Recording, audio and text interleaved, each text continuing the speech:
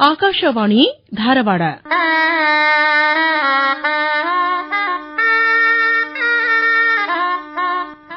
ಧಾರವಾಡದಲ್ಲಿ ಫೆಬ್ರವರಿ 26 ನಾಳೆ ಗುರುವಾರ ಆಲೂರು ವೆಂಕಟರಾವ್ ಸಭಾಭವನದಲ್ಲಿ ನಡೆಯಲಿರುವ ಧಾರವಾಡ ತಾಲೂಕು ಸಾಹಿತ್ಯ ಸಮ್ಮೇಳನ ಕುರಿತು ಪೂರ್ವಭಾವಿ ಸಂದರ್ಶನ.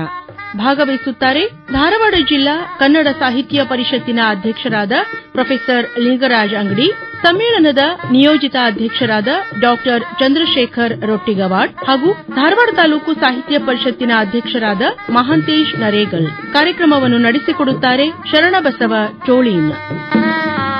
ಆತ್ಮೀಯ ಕೇಳುಗರೆ, ಸಾಹಿತ್ಯದ ಅಭಿರುಚಿ ನಮ್ಮಲ್ಲಿ ಒಂದು ಸಂಸ್ಕೃತಿಯನ್ನು ತರ್ತದೆ. ಮತ್ತೆ ವಿಶೇಷವಾಗಿ ಪುಸ್ತಕ ಹೇಳುತ್ತದೆ, ತಲೆ ಬಗ್ಗಿಸಿ ನನ್ನನ್ನು ನೋಡು, ನಿನ್ನನ್ನು ತಲೆ ಎತ್ತುವಂತೆ ಮಾಡುತ್ತೇನೆ. ವಿಶೇಷವಾಗಿ ಕನ್ನಡ ಸಾಹಿತ್ಯ ಬಹಳ ಶ್ರೀಮಂತವಾದ ಪರಂಪರೆ ಹೊಂದಿರುವಂತದ್ದು, ಶಾಸ್ತ್ರೀಯವಾದ ಸ್ಥಾನಮಾನ ನಮಗಿದೆ. ಆದಿಕವಿ ಪಂಪರಿಂದ ಹಿಡಿದು ಅದಕ್ಕಿಂತ ಮೊದಲು ಕವಿರಾಜ ಮಾರ್ಗದೊಳಗೆ ಕನ್ನಡದೊಳಗೆ ಭಾವಿಸಿದ ಜನಪದ, ಅಂದ್ರೆ ಜನಪದರಿಂದ ಕನ್ನಡ ಹೇಗೆ ಒಂದು ಅಭಿವೃದ್ಧಿ ಆಯಿತು, ಇವತ್ತಿಗೂ ಕೂಡ ಜನಪದರ ಬಾಯೊಳಗೆ ಕನ್ನಡ ನಳಿಸ್ತಾ ಇದೆ. ಆದಿಕವಿ ಪಂಪರಿಂದ ಕುವೆಂಪು ಅವರಿಗೆ ಮುಂದೆನೂ ಕೂಡ ಸಾಕಷ್ಟು ನವ್ಯದ ಸಾಹಿತಿಗಳು ಇದ್ದಾರೆ. ಇಂತಹ ಒಂದು ಶ್ರೀಮಂತವಾದ ಸಾಹಿತ್ಯ, ಮಧ್ಯೆ ವಚನ ಸಾಹಿತ್ಯ ಬರ್ತದೆ, ದಾಸ ಸಾಹಿತ್ಯ ಬರ್ತದೆ. ನಮ್ಮ ಮುಧೋಳದ ರನ್ನನ ಗದಾಯುದ್ಧವನ್ನ ಎಷ್ಟು ಚಂದ ವರ್ಣನೆ ಮಾಡಿದ್ದಾರೆ. ಆಮೇಲೆ ಮತ್ತೆ ಇನ್ನು ವಿಶೇಷವಾಗಿ ಕನಕದಾಸರಾಗಿರ್ಬಹುದು, ಪುರಂದರದಾಸರಾಗಿರಬಹುದು, ಅದ್ಭುತವಾದ ಒಂದು ಕನ್ನಡ ಸಾಹಿತ್ಯದ ಬೆಳವಣಿಗೆ ನಮ್ಮ ಒಂದು ಶ್ರೀಮಂತ ಪರಂಪರೆಯನ್ನ ತೋರಿಸ್ತದೆ. ಈ ಒಂದು ಶ್ರೀಮಂತವಾದ ಸಾಹಿತ್ಯವನ್ನ ಓದುವುದು ಮತ್ತು ಇತ್ತೀಚೆಗೆ ಸಾಕಷ್ಟು ಕಾದಂಬರಿಗಳು ಮತ್ತೆ ಕವನಗಳು, ಕಥೆಗಳು, ಪ್ರಬಂಧಗಳು, ಲೇಖನಗಳು ಸಾಕಷ್ಟು ಸಂಖ್ಯೆಯಲ್ಲಿ ಬರ್ತಾ ಇದ್ದವು. ವಿಶೇಷವಾಗಿ ಕಾದಂಬರಿಗಳಂತೂ ಅನಕರು ಕಾದಂಬರಿ, ಬಸವರಾಜ ಕಟ್ಟಿಮನಿಯವರ ಕಾದಂಬರಿ, ತರಾಸು ಮತ್ತೆ ಎಸ್.ಎಲ್. ಭೈರಪ್ಪ ಅವರ ಕಾದಂಬರಿಗಳು. ನಾವು ಸಣ್ಣವರಿದ್ದಾಗಂತೂ ಕಾದಂಬರಿ ಓದ್ತಾನೆ ಬೆಳೆದಂತವರು. ಸಾರ್ವಜನಿಕ ಗ್ರಂಥಾಲಯ ಬಹಳ ಜನಪ್ರಿಯ ಆಗಿನ ಕಾಲದ, ಈಗ ಈ ತರ ಸಾಮಾಜಿಕ ಜಾಲತಾಣ ಇದ್ದಿಲ್ಲ. ಆಗಿನ ಕಾಲದೊಳಗೆ ಸಾರ್ವಜನಿಕ ಗ್ರಂಥಾಲಯದಲ್ಲಿಯೇ ನಾವು ಸಾಕಷ್ಟು ಕಾದಂಬರಿಗಳು, ಕತೆ, ಬಾಲಮಿತ್ರ ಅಂತ ಬರ್ತಿತ್ತು, ಚಂದಮಾಮ ಅಂತ ಬರ್ತಿತ್ತು. ಅವನು ದೊಡ್ಡವನಾದ್ರೂ ಅವನು ಓದ್ತಿದ್ದೆವು ನಾವು. ಅಂದ್ರೆ ಆ ಒಂದು ಕುತೂಹಲ ನಮಗೆ ಹುಟ್ಟಿಸ್ತಿತ್ತು ಮತ್ತೆ ಶಬ್ದ ಭಂಡಾರ ಬೆಳೀತಿತ್ತು. ಹೀಗಾಗಿ ಸಾಹಿತ್ಯದೊಳಗೆ ನಾವು ಆಸಕ್ತಿ ತೆಗೆದುಕೊಂಡ್ರೆ ಮನಸ್ಸಿನೊಳಗೆ ಒಂದು ಶಬ್ದ ಭಂಡಾರ ಇರ್ತದೆ, ಒಂದು ಸಾಂಸ್ಕೃತಿಕ ವಾತಾವರಣ ಇರ್ತದೆ. ಏನೇ ಆದ್ರೂ ಕೂಡ ನಾವು ವ್ಯಕ್ತಿತ್ವ ವಿಕಸನಕ್ಕೆ ಒಂದು ಅದಕ್ಕೆ ಮಾರ್ಗದರ್ಶಿ, ಒಂದು ರಹದಾರಿಯನ್ನ ತಂದು ಕೊಡ್ತದೆ. ಆ ನಿಟ್ಟಿನೊಳಗೆ ಈ ಒಂದು ಪೀಠಿಕೆಯೊಂದಿಗೆ ನಾವು ಇವತ್ತು ಮಾತಾಡಬೇಕಾಗಿದ್ದು ಅಂದ್ರೆ ಧಾರವಾಡ ತಾಲೂಕು 12ನೇ ಕನ್ನಡ ಸಾಹಿತ್ಯ ಸಮ್ಮೇಳನ ಇದೇ ಗುರುವಾರ 26ನೇ ತಾರೀಕು ಆರಂಭ ಆಗ್ತಾ ಇದೆ. 3ನೇ ಬಾರಿ ಯಶಸ್ವಿಯಾಗಿ ಧಾರವಾಡ ಜಿಲ್ಲಾ ಕನ್ನಡ ಸಾಹಿತ್ಯ ಪರಿಷತ್ತಿನ ಅಧ್ಯಕ್ಷರಾಗಿ ಬಹಳ ತ್ರಿವಿಕ್ರಮವನ್ನು ಸಾಧಿಸಿದಂತವರು ಪ್ರೊಫೆಸರ್ ಲಿಂಗರಾಜ್ ಅಂಗಡಿಯವರು. ಅವರ ಒಂದು ಅಧ್ಯಕ್ಷತೆಯೊಳಗ ಇವತ್ತು ಬಹಳ ಅದ್ಭುತವಾಗಿ ಸಾಕಷ್ಟು ಕಾರ್ಯಕ್ರಮಗಳು ಜಿಲ್ಲೆಯಾದ್ಯಂತ ನಡೀತಾ ಇದ್ದಾವೆ. ಧಾರವಾಡ ತಾಲೂಕು 12ನೇ ಕನ್ನಡ ಸಾಹಿತ್ಯ ಸಮ್ಮೇಳನದ ಸರ್ವಾಧ್ಯಕ್ಷರಾಗಿ ನಾಡಿನ ಹಿರಿಯ ಸಾಹಿತಿಗಳು ಮತ್ತೆ ಧಾರವಾಡದ ಕರ್ನಾಟಕ ವಿಶ್ವವಿದ್ಯಾಲಯದ ಹೆಸರಾಂತ ಪ್ರಸಾರಾಂಗದ ನಿರ್ದೇಶಕರು ಆಗಿ ನಿವೃತ್ತಿ ಹೊಂದಿದಂತಹ ಶ್ರೀಯುತ ಚಂದ್ರಶೇಖರ್ ರೊಟ್ಟಿವಾಡ್ ಅವರು ಸರ್ವಾಧ್ಯಕ್ಷರು, ಸಮ್ಮೇಳನದ ಅಧ್ಯಕ್ಷರಾಗಿದ್ದಾರೆ. ನಮ್ಮ ಜೊತೆಗೆ ಈಗ ಪ್ರೊಫೆಸರ್ ಲಿಂಗರಾಜ್ ಅಂಗಡಿಯವರು, ಆಮೇಲೆ ಡಾ ಚಂದ್ರಶೇಖರ್ ರೊಟ್ಟಿವಾಡ್ ಅವರು, ಹಾಗೆಯೇ ಕನ್ನಡ ಸಾಹಿತ್ಯ ಪರಿಷತ್ತು ಧಾರವಾಡ ತಾಲೂಕಿನ ಅಧ್ಯಕ್ಷರಾಗಿರುವಂತಹ ಮಹಾಂತೇಶ್ ನರೇಗಲ್ ಅವರು, ಇವರು ಇದ್ದಾರೆ. ಹೇಗೆ ಈ ಒಂದು ಸಂಭ್ರಮವಾದ ಹಬ್ಬ, ಕನ್ನಡದ ಜಾತ್ರೆ ಅಂತ ಹೇಳ್ತೀವಿ, ತಾಲೂಕಾ ಜಾತ್ರೆ, ಇದನ್ನು ಯಾವ ರೀತಿ ವ್ಯವಸ್ಥಿತವಾಗಿ ನಡೆಸಲಿಕ್ಕೆ ಒಂದು ಆರಂಭ ಮಾಡಿಕೊಂಡಿದ್ದಾರೆ. ಮತ್ತೆ ಬಹಳ ಮುಖ್ಯವಾಗಿ ಜನರು ಬರಬೇಕು, ನಮ್ಮ ಸಾಹಿತ್ಯ ಸಂಭ್ರಮದೊಳಗ ಸಾಹಿತ್ಯ ಆಸಕ್ತರು ಹೆಚ್ಚಿನ ಸಂಖ್ಯೆಯಲ್ಲಿ ಆಗಮಿಸಬೇಕು. ಆ ನಿಟ್ಟಿನೊಳಗ ಈ ಒಂದು ಸಂಭ್ರಮವನ್ನು ನಾವು ಹೆಂಗೆ ಕಣ್ಣು ತುಂಬಿಕೊಳ್ಬೇಕು ಅನ್ನೋದನ್ನ ನಾವು ಚರ್ಚೆ ಮಾಡೋಣಂತ. ಆರಂಭಿಕವಾಗಿ ಪ್ರೊಫೆಸರ್ ಲಿಂಗರಾಜ್ ಅಂಗಡಿಯವರೇ, ನಮ್ಮ ಆಕಾಶವಾಣಿಗೆ ಸ್ವಾಗತ. ನಾವು 90 ವರ್ಷದ ದೀರ್ಘ ಪಯಣ ಮಾಡಿದೀವಿ. ಧಾರವಾಡ ಆಕಾಶವಾಣಿನೇ 76 ವರ್ಷದ ಪಯಣದೊಳಗದ. ನಾವು ಕೂಡ ಸಾಂಸ್ಕೃತಿಕವಾಗಿ ಕನ್ನಡ ಸಾಹಿತ್ಯ ಕುರಿತಂತೆ ಸಾಕಷ್ಟು ಪ್ರಚಾರ ಕೆಲಸವನ್ನು ಮಾಡ್ತಾ ಬಂದೀವಿ. ತಾವು ನಮ್ಮಲ್ಲಿ ಬಂದಿರೋದು ನಮಗೆ ಸಂತೋಷ. ಧಾರವಾಡ ತಾಲೂಕಾ ಸಾಹಿತ್ಯ ಸಮ್ಮೇಳನ ಮಾಡ್ತಾ ಇದ್ದೀರಿ. ಯಾಕಂದ್ರೆ ಸಮ್ಮೇಳನ ಅಂದ್ರೆ ಏನ್ರಿ, ತಾಲೂಕಾಗಿರ್ಬೋದು, ಜಿಲ್ಲೆ ಆಗಿರ್ಬೋದು, ರಾಜ್ಯ ಮಟ್ಟದ ಆಗಿರ್ಬೋದು, ಆದ್ರೆ ಒಂದೇ ಸಮ್ಮೇಳನ ತಾಲೂಕಾ ಮಟ್ಟದೊಳಗ ಒಂದು ಜಾಗೃತಿಯನ್ನು ಉಂಟು ಮಾಡುವ ನಿಟ್ಟಿನೊಳಗ, ಒಂದು ಒಬ್ಬರಿಗೆ ಗೌರವ ಕೊಡೋ ನಿಟ್ಟಿನೊಳಗ ತಾವು ಚಂದ್ರಶೇಖರ್ ರೊಟ್ಟಿಗಾಡ್ ಅವರನ್ನ ಅಧ್ಯಕ್ಷರು ಮಾಡಿದ್ದೀರಿ. ನಿಮ್ಗೆ ಅಭಿನಂದನೆಗಳು ಸಲ್ಲಿಸ್ತಾ ಇದ್ದೀವಿ. ನೀವು ಅಂದ್ರೆ ಈ ಆಯ್ಕೆ ಮಾಡೋದು ಬಹಳ ಕಷ್ಟ.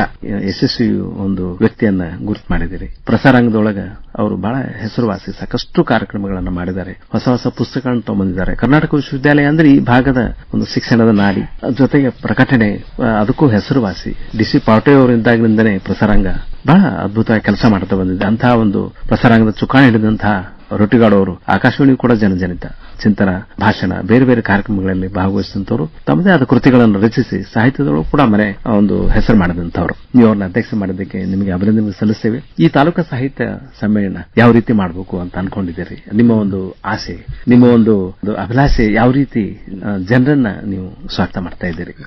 ಬಹಳ ಹೆಮ್ಮೆ ಅನಿಸ್ತಾ ಇದೆ. ಆಕಾಶವಾಣಿಯಲ್ಲಿ ಕುರಿತು ನಮ್ಮ ಏನು ಧಾರವಾಡ ತಾಲೂಕು 12ನೇ ಕನ್ನಡ ಸಾಹಿತ್ಯ ಸಮ್ಮೇಳನದ ಕುರಿತು ಕೆಲವಷ್ಟು ನನ್ನ ಮಾತುಗಳನ್ನು ಹಂಚಿಕೊಳ್ಳಕ್ಕೆ ಮೊಟ್ಟ ಮೊದಲು ಈ ಒಂದು ಅವಕಾಶ ಕೊಟ್ಟಿದ್ದಕ್ಕೆ ನಾನು ವಿಶೇಷವಾಗಿ ಶರಣಬಸವ ಚೌಡಣ್ಣವರಿಗೆ ನಾನು ಅಭಿನಂದನೆ ಮತ್ತು ಧನ್ಯವಾದ ಹೇಳ್ತಾ ಇದ್ದೇನೆ. ಯಾಕಂದ್ರೆ ತಾವೆಲ್ಲ ಪ್ರತಿ ದಿವಸ ಏನು ಒಂದು ಸಮಾಜದಲ್ಲಿ ಸಾಹಿತ್ಯ ಕ್ಷೇತ್ರದಲ್ಲಿ ಕೆಲಸ ಮಾಡ್ತಕ್ಕಂಥ ಸಮಾಜಮುಖಿ ಕೆಲಸ ಮಾಡ್ತಕ್ಕಂಥ ಹಲವಾರು ವ್ಯಕ್ತಿಗಳಿಗೆ ತಾವೊಂದು ಅವಕಾಶ ಕೊಡ್ತಾ ಇದ್ದಾರೆ.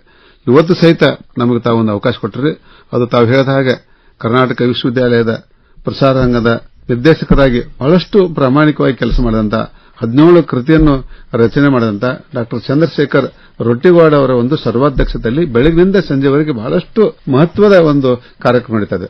ಅದು ಇನ್ನೊಂದು ಮುಖ್ಯವಾಗಿ ವಿಶೇಷ ಅಂದ್ರೆ ನಾವು ವೇದಿಕೆ ಇರ್ತಾವ, ನಮ್ಮ ಮಹಾವೇದಿಕೆ ಸಭಾಂಗಣ ಅಂತೇಳಿ. ಇಲ್ಲಿ ನಾವು ಪಂಡಿತ್ ಡಾ ಬಸವರಾಜ್ ರಾಜಗುರು ಒಂದು ಮಹಾವೇದಿಕೆ, ಇನ್ನೊಬ್ಬರು ಡಾ ಬಿ.ವಿ. ಗುಂಜೆಟ್ಟಿ ಸಭಾಂಗಣ, ಡಾ ಚೆನ್ನಕ್ಕ ಪಾವತೆ ಅಂತ ಮಹಾದ್ವಾರ ಅಂತ. ಬೆಳಿಗ್ಗೆ ನಾವು ಸರಿಯಾಗಿ, ಯಾಕಂದ್ರೆ ಧಾರವಾಡ ಅಂದ್ರೆ ಅದೊಂದು ಸಮಯಕ್ಕೆ ನಾವು ಹೆಚ್ಚು ಆದ್ಯತೆ ಕೊಡ್ತೇವೆ. ಕೆಲವು ಕಡೆ ಹೋಗಿರ್ತೇವೆ ನಾವು ಯಾವಾಗ 11 ಗಂಟೆ 2-3 ಗಂಟೆಗೆ ಉದ್ಘಾಟನೆ ಆಗ್ತಾವ. ಬಟ್ ಹಿಂಗಲ್ಲ, ಧಾರವಾಡದಲ್ಲಿ ಸರಿಯಾಗಿ ನಾವು 8:30ಕ್ಕೆ ಧ್ವಜಾರೋಹಣವನ್ನು ಮಾಡ್ತಿದ್ದೇವೆ. ಅದು ನಮ್ಮ ಧಾರವಾಡದ ಅಪರ ಜಿಲ್ಲಾಧಿಕಾರಿ ಅಂತ ಶ್ರೀಮತಿ ಗೀತಾ ಶಿಡಿ ಅವರು ಅದು ನಮ್ಮ ಒಂದು ಏನು ಧ್ವಜಾರೋಹಣ ನಡೆಸ್ತಾರೆ. ಆಮೇಲೆ ಅದರೆಲ್ಲ ಉಳಿದಂತ ನಾಳೆ ಧ್ವಜಾರೋಹಣ ಅಪರ ಜಿಲ್ಲಾಧಿಕಾರಿಗಳು KS ಅವರು, ಆಮೇಲೆ ಮಹಂತೇಶ್ ನರಗಲ್ ಅವರು ಪರಿಷತ್ ಧ್ವಜಾರೋಹಣ, ಹೀಗೆ ಬೆಳಗಿನ ಒಂದು ಕಾರ್ಯಕ್ರಮ ನಡೀತಾ ಇದೆ. ಅದು ಮಹತ್ವದಂದ್ರೆ ನಾವು ಸಾಮಾನ್ಯವಾಗಿ ಸಮ್ಮೇಳನ ಅಂದ್ರೆ ಕೆಲವು ಮಂದಿ ಬೇಡ ಅಂತಾರ, ನಮ್ಮ ಚಂದ್ರಶೇಖರ್ ರೊಟ್ಟಿಗಾಡು ಮೆರವಣಿಗೆ ಬೇಡ ಅಂದರು. ಬಟ್ ಒಂದು ಸಾಹಿತ್ಯ ಸಮ್ಮೇಳನ ಆಗಬೇಕಾದ್ರೆ ಒಂದು ಮೆರವಣಿಗೆ ಅದು ಅಖಿಲ ಭಾರತದ್ದು ಜಿಲ್ಲಾದ್ ಮಾಡ್ತೇವೆ. ಅದಕ್ಕಾಗಿ ನಾವು ಈ ಸಲ ಅಂಜುಮನ್ ಮಹಾವಿದ್ಯಾಲಯದಿಂದ ಬೆಳಿಗ್ಗೆ ಸರಿಯಾಗಿ 9 ಗಂಟೆಗೆ ನಮ್ಮ ಏನು ಚಂದ್ರಶೇಖರ್ ರೊಟ್ಟಿಗಾಡು ದಂಪತಿಗಳ ಸಮೇತ ನಾವು ಮೆರವಣಿಗೆ ಮೂಲಕ ಒಂದೇನು ಡೊಳ್ಳು ಜಗ್ಗಲಿಗೆ ಅಥವಾ ಒಂದು ಬ್ಯಾಂಡ್ ಮೂಲಕ ಶಾಲಾ ಮಕ್ಕಳನ್ನು, ಅದು ವಿಶೇಷವಾಗಿ ಅಂಜುಮನ್ ಮಹಾವಿದ್ಯಾಲಯ, ಕಟೀಲ್ ಮಹಾವಿದ್ಯಾಲಯ, ಸರ್ಕಾರಿ ನಮ್ಮ ಏನು ಒಂದು ಮಹಿಳಾ ಮಹಾವಿದ್ಯಾಲಯದ ಮಕ್ಕಳ ಜೊತೆಗೆ ನಾವು ಬೆಳಗ್ಗೆ 9 ಗಂಟೆ ಚಾಲು ಮಾಡಿ 10 ಗಂಟೆಗೆ ನಾವು ಸರಿಯಾಗಿ ನಾವೇನಪ್ಪಾ ಅಂದ್ರೆ ಇಲ್ಲಿ ನಾವು ಇದು ಮಾಡ್ತೇವೆ. ಅದು ವಿಶೇಷವಾಗಿ ಇನ್ನೊಂದಂದ್ರೆ ಈ ಸಲ ಧಾರವಾಡ ಕಟೀಲ್ ಕಲಾ ಮಹಾವಿದ್ಯಾಲಯ ವಿದ್ಯಾರ್ಥಿಗಳು ಅವರು ರಾಷ್ಟ್ರಮಟ್ಟದ ಪ್ರಶಸ್ತಿ ಪಡ್ಕೊಂಡಂತ ಅದು ಡೊಳ್ಳು ಮತ್ತು ಜಗ್ಗಲಿಗೆ ಅವರು ಭಾಗವಹಿಸಿದ ಬಹಳ ಒಂದು ಅತ್ಯಂತ ಮಹತ್ವದ ವಿಷಯ ಅಂತ ಹೇಳ್ತಾ, ಮತ್ತು ಮುಖ್ಯವಾಗಿ ಇಲ್ಲಿ ಸರಿಯಾಗಿ ನಾವು 10 ಗಂಟೆಗೆ ಒಂದು ಏನು ಉದ್ಘಾಟನಾ ಸಮಾರಂಭ ಇರುತ್ತದೆ. ಇದನ್ನು ನಮ್ಮ ಮಾತುಕತೆಯನ್ನು ಮುಂದುವರಿಸೋಣ. ಪ್ರೊಫೆಸರ್ ಲಿಂಗರಾಜ್ ಅಂಗಡಿ ಅವರೇ, ಈಗ ನಾವು ನಮ್ಮ ಸಮ್ಮೇಳನ ಅಧ್ಯಕ್ಷರು ಮಾತಾಡಿಸುವಂತ ಕಾಲ. ಅಭಿನಂದನೆಗಳು ಡಾ ಚಂದ್ರಶೇಖರ್ ನೋಡ್ರಿ, ನಮ್ಮ ಜಿಲ್ಲಾಧ್ಯಕ್ಷರು ನಿಮ್ಮ ಮೇಲೆ ಎಷ್ಟು ಅಭಿಮಾನ ಇಟ್ಟುಕೊಂಡಿದ್ದಾರೆ. ಮತ್ತೆ 17 ಪುಸ್ತಕಗಳನ್ನು ಬರೆಯೋದ್ರಿಂದ ಸಾಮಾನ್ಯ ವಿಷಯ ಇಲ್ಲ. ಒಬ್ಬ ಉದ್ಯೋಗಿಯಾಗಿ ಮತ್ತೆ ಸರಳವಾದ ವ್ಯಕ್ತಿತ್ವ ತಮ್ಮದು. ಆಕಾಶವಾಣಿಗೆ ನೀವು ಚಿರಪರಿಚಿತರು. ಚಿಂತನ ಮೂಲಕ ಚಿಂತನ ಕಾರ್ಯಕ್ರಮಗಳು ಅಂದ್ರೆ ಆಕಾಶವಾಣಿ ಒಂದು ಸಾಹಿತ್ಯ ಕಾರ್ಯಕ್ರಮದ ಆರಂಭನೆ ನಮ್ದು. ಅದ್ಭುತವಾಗಿ ನೀವು ಅದರೊಳಗೆ ನಮ್ಮ ಜೊತೆಗೆ ನಿಂತಿದ್ದೀರಿ. ಮತ್ತೆ ಪ್ರಸಾರಾಂಗದ ಮುಖಾಂತರ ನೀವು ಸಾಕಷ್ಟು ಅನ್ಯವಾದ ಪುಸ್ತಕಗಳನ್ನ, ಆಕಾಶವಾಣಿ ಚಿಂತನೆಗಳನ್ನು ಕೂಡ ತಮ್ಮ ಪ್ರಸಾರಾಂಗದಿಂದ ಬಿಡುಗಡೆ ಆಗ್ಯವು. ನಮ್ಮ ಹತ್ರ ಪುಸ್ತಕಗಳಿದಾವೆ. ತಾವು ಅದರಲ್ಲಿ ಬಹಳ ಪ್ರಮುಖ ಪಾತ್ರ ವಹಿಸಿರಿ. ಆಕಾಶವಾಣಿ ಮತ್ತು ಚಂದ್ರಶೇಖರ್ ರೊಟ್ಟಿಗಾಡು ಅವರು ಪ್ರಸಾರಾಂಗದ ಒಂದು ನಿರ್ದೇಶಕರಾಗಿದ್ದಾಗ ಬಹಳ ಅವಿನಾಭಾವ ಸಂಬಂಧವನ್ನ ನಾವು ಹೊಂದಿದ್ವಿ. ಅದಕ್ಕಾಗಿ ನಮ್ಗೆ ಬಹಳ, ನೀವು ಅಂದ್ರೆ ನಮ್ಗೆ ಬಹಳ ಅಚ್ಚುಮೆಚ್ಚು. ಆ ಉದ್ದೇಶಕ್ಕೆ ನೀವು ಒಂದು ಸಮ್ಮೇಳನದ ಸರ್ವಾಧ್ಯಕ್ಷರಾಗಿದ್ದಕ್ಕೆ ಅಭಿನಂದನೆಗಳು. ಮತ್ತೆ ತಮ್ಮಂತಹ ಸಾಹಿತಿಗಳು ಈ ಒಂದು ಸರ್ವಾಧ್ಯಕ್ಷತೆ ವಹಿಸಿ ಸಮ್ಮೇಳನದೊಳಗೆ ಮಾತಾಡೋದು ಅಂದ್ರೆ ಒಂದು ಕೇಳುಗರಿಗೆ ಒಂದು ಸ್ಫೂರ್ತಿಯ ಸೆಲೆ. ನಿಮಗೆ ಒಂದು ತಾಲೂಕಾ ಸಾಹಿತ್ಯ ಸಮ್ಮೇಳನದ ಸರ್ವಾಧ್ಯಕ್ಷರಾಗಿದ್ದಕ್ಕೆ ಯಾವ ರೀತಿ ತಮಗೆ ಒಂದು ಸಂತೋಷ ಅದ? ಮತ್ತೆ ಹೇಗೆ ಒಂದು ತಾಲೂಕಿನೊಳಗ ಒಂದು ಕನ್ನಡ ಪರ ವಾತಾವರಣವನ್ನು, ಇವತ್ತು ಸಾಕಷ್ಟು ಸವಾಲುಗಳಿದೆ. ಆಂಗ್ಲ ಮಾಧ್ಯಮ ಶಾಲೆಗೆ ಮಕ್ಕಳನ್ನ ಹಾಕ್ತಾ ಇರೋದು ಒಂದು ಹಿಡ್ಕೊಂಡು ಬಿಟ್ರೆ, ಇವತ್ತು ಕನ್ನಡ ಪರ ವಾತಾವರಣ ಗ್ರಾಮೀಣ ಭಾಗದಲ್ಲಿ ಕೂಡ ಕಡಿಮೆ ಆಗಿದೆ. ಅದನ್ನ ಹೆಚ್ಚಿಸುವ ನಿಟ್ಟಿನೊಳಗೆ ಒಂದು ವರ್ಷ ತಮಗೆ ಅಧಿಕಾರಾವಧಿ ಇದೆ. ಯಾವ ರೀತಿ ತಾವು ಕಾರ್ಯಕ್ರಮ ಮಾಡ್ಕೊಳ್ಬೇಕು ಅಂತ ಅನ್ಕೊಂಡಿದ್ದೀರಿ? ನಮ್ಮ ಜಿಲ್ಲಾಧ್ಯಕ್ಷರಾದ ಲಿಂಗರಾಜ್ ಅಂಗಡಿಯವರು ಜೊತೆಗೆ ಮಹಾಂತೇಶ್ ನರೇಗಲ್ ಅವರಿದ್ದಾರೆ, ಅವ್ರ ಜೊತೆಗೆ ಸಹಗೂಡಿ ಯಾವ ರೀತಿ ತಮ್ಮ ಒಂದು ಕಾಣಿಕೆಯನ್ನು ನೀಡಬೇಕು ಅಂತ ಅನ್ಕೊಂಡಿದ್ದೀರಿ? ತಮ್ಮ ಮಾತುಗಳು ಬಹಳ ಆತ್ಮೀಯವಾಗಿರ್ತಕ್ಕಂಥವು, ಬಹಳ ಕಳಕಳಿಯನ್ನು ಹೊಂದಿರತಕ್ಕಂಥವು. ಭಾಷೆಯ ಕುರಿತಾಗಿರಬಹುದು, ನಾಡಿನ ಕುರಿತಾಗಿದ್ದು, ನೆಲ ಜಲದ ಕುರಿತಾಗಿರತಕ್ಕಂತಹ ಒಂದು ಆತ್ಮೀಯತೆ, ಕಳಕಳಿ ತಮ್ಮಲ್ಲಿದೆ. ಮೊದಲನೇದಾಗಿ ಈ ಒಂದು ಸಮ್ಮೇಳನದ ಧಾರವಾಡ ತಾಲೂಕು 12ನೇ ಕನ್ನಡ ಸಾಹಿತ್ಯ ಸಮ್ಮೇಳನದ ಅಧ್ಯಕ್ಷ ಸ್ಥಾನವನ್ನ ನನಗೆ ವಹಿಸಿ ನನಗೆ ಅಚ್ಚರಿಯನ್ನ ಮತ್ತು ಸಂತೋಷವನ್ನ ತಂದಿರತಕ್ಕಂತಹ ನಮ್ಮ ಜಿಲ್ಲಾ ಕನ್ನಡ ಸಾಹಿತ್ಯ ಪರಿಷತ್ತಿನ ಅಧ್ಯಕ್ಷರಾಗಿರತಕ್ಕಂತಹ ಡಾ ಲಿಂಗರಾಜ್ ಅಂಗಡಿ ಸರ್ಗೆ ವಂದನೆಗಳನ್ನು ಸಲ್ಲಿಸುತ್ತೇನೆ. ಹಾಗೆ ತಾಲೂಕಾ ಸಾಹಿತ್ಯ ಪರಿಷತ್ತಿನ ಅಧ್ಯಕ್ಷರಾಗಿರತಕ್ಕಂತಹ ಶ್ರೀಯುತ ಮಹಾಂತೇಶ್ ನರೇಗಲ್ ಅವರಿಗೂ ಕೂಡ ನಾನು ಧನ್ಯವಾದಗಳನ್ನು ಸಲ್ಲಿಸ್ತಾ ಇದ್ದೇನೆ. ಅದರ ಜೊತೆಗೆ ಈ ಒಂದು ಸಮ್ಮೇಳನದ ಕುರಿತಾಗಿ ಆಕಾಶವಾಣಿಯಲ್ಲಿ 4 ಮಾತುಗಳನ್ನ ಹೇಳಬೇಕು ಮಾಡಬೇಕು ಅಂತ ಹೇಳಿ ನಿಲಯ ನಿರ್ದೇಶಕರಾಗಿರ್ತಕ್ಕಂಥ ಚೌಳಿನ್ಸ್ ಅವರು ಕರೆಸಿ ನಮ್ಮನ್ನ ಮಾತಾಡಿಸಿ ಬೆಳೆಸಿದ್ದಕ್ಕಾಗಿ ಅವರಿಗೂ ಕೂಡ ಧನ್ಯವಾದಗಳನ್ನು ಹೇಳ್ತಾ ಇದ್ದೇನೆ. ಆಕಾಶವಾಣಿ ಅಂದ್ರೆ ನನಗೇನು ಹೊಸದಲ್ಲ. 1984ರಿಂದ ಡಿಗ್ರಿ ಓದಬೇಕಾದಾಗಲಿಂದಾನೇ ನಾನು ಇಲ್ಲಿಂದ ಪ್ರಾದಾರ್ಪಣೆ ಮಾಡಿದೆ. ಡಾಕ್ಟರ್ ವಾಮನ್ ಬೇಂದ್ರೆಯವರ ಪ್ರೇರಣೆಯಿಂದ ನಾನು ಇಲ್ಲಿ ಬಂದೆ. ಪುಸ್ತಕ ಪರಿಚಯದಿಂದ ಶುರುವಾಗಿರ್ತಕ್ಕಂಥದ್ದು ಕೊನೆಗೆ ಈಗ 110 ಕಾರ್ಯಕ್ರಮ ನಮ್ಮ ಇಲ್ಲಿ ಪ್ರಸಾರ ಆಗಿದವು. ಇಲ್ಲಿ ಬಹಳ ಕುತ್ಕೊಂಡು ಅನೇಕ ರೀತಿಯ ಚರ್ಚೆಗಳನ್ನು ಮಾಡಿದ್ದೇವೆ, ಅನೇಕ ರೀತಿಯಾಗಿರ್ತಕ್ಕಂತಹ ವಿಚಾರಗಳನ್ನು ಹಂಚಿಕೊಂಡಿದ್ದೇವೆ. ಹೀಗಾಗಿ ಆಕಾಶವಾಣಿಯಲ್ಲಿ ಪ್ರಸಾರವಾಗಿರತಕ್ಕಂತಹ ಕಾರ್ಯಕ್ರಮಗಳು ನಿಜವಾಗ್ಲೂ ಕೂಡ ನನ್ನ ಒಬ್ಬನು ಒಳ್ಳೆಯ ಸಾಹಿತಿಯನ್ನಾಗಿ ಮಾಡಲಿಕ್ಕೆ